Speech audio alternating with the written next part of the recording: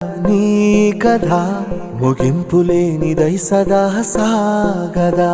నీ కంటి రెప్పలంచున మనస్సు నిండి పొంగిన ఓ నీటి బిందువే కదా నువ్వెతుకుతున్న సంపద. ఒక్కొక్క జ్ఞాపకానికి 100 ఏళ్ల ఆయువుందిగా, ఇంకెన్ని ముందు వేచనో అవన్నీ వెతుకుతూ పదా. మనుష్యులందు నీ కథ మహర్షిలాగా సాగదా. మనుష్యులందు నీ కథ మహర్షిలాగా సాగదా.